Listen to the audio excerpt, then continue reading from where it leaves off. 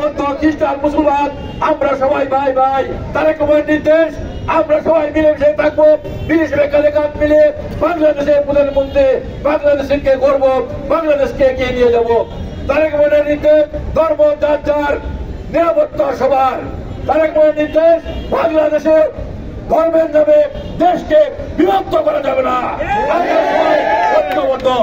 আজকে বলতে চাই, বাংলাদেশে যে ষড়যন্ত্র চলছে, বাংলাদেশের মধ্যে যে ষড়যন্ত্র চলছে, চক্রান্ত করছে মোদী এবং শেখ হাসিনা, আজকে বাংলাদেশের যে ষড়যন্ত্র করছে, আমরা তারেক রহমানের নেতৃত্বে বাংলাদেশের মানুষকে ঐক্যবদ্ধ করে সকল চক্রান্ত ষড়যন্ত্র প্রতিহত করবো, এই বক্তব্য ব্যক্ত করে সবাইকে সংগ্রাম অভিনন্দন জানিয়ে আমি আমার বক্তব্য শেষ করছি। পাশাপাশি বলতে চাই,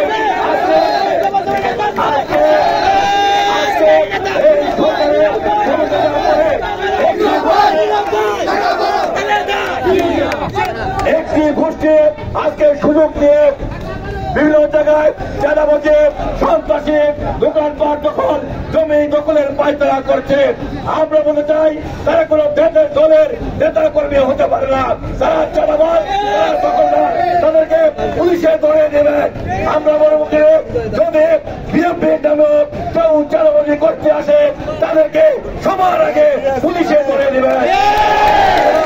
বলতে চাই, আজকে এই দেশকে বিভিন্ন জায়গায় যে মাদক ব্যবসা হচ্ছে, পুলিশ ভাইদের কাছে আমার আহ্বান থাকবে, যারা মাদক ব্যবসা করে তারা সমাজের শত্রু, তারা এই জাতির শত্রু, তাদেরকে অবিলম্বে গ্রেফতার করতে হবে।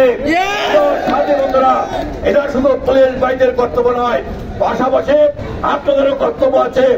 আপনাদেরকে চিনেন জানেন, তাদেরকে আপনাদের বাড়িতে ভাড়া দিবেন না, তাদেরকে সামাজিকভাবে বহিষ্কার করে এই এলাকা থেকে মাদক মুক্ত রাখতে হবে। সেই আহ্বান জানিয়ে আমি আমার সংক্ষিপ্ত বক্তব্য শেষ করছি। খোদা হাফেজ। বাংলাদেশ জিন্দাবাদ, বাংলাদেশ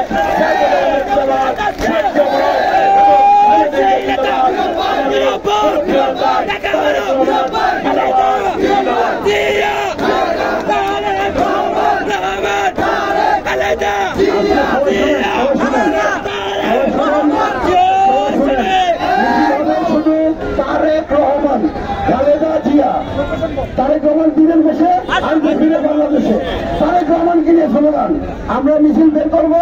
এখান রাষ্ট্রীয় কংগ্রেস হয়ে পুরীপাড়ার ভিতর দিয়ে উত্তর বেঙ্গলে দীপিকা গিয়ে আমরা মিছিল শেষ করবো।